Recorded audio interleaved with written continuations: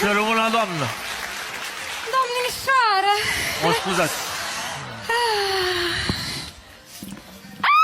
Ce e, doamnă, vă e rău?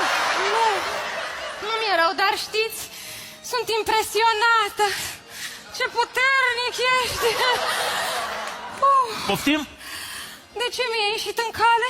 Păi dacă sunteți în sectorul meu, De ce ai venit, voinicule? ca să citesc contoarul. Citești contoarul.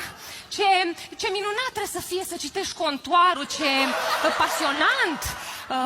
Da, asta așa e. Numai să nu fie cifrele șterse, că atunci e mai greu, te dori și ochii. Da, aoleo, da. Și cum Ce? faci? Păi, mă urc pe scaun și citesc. Te urci pe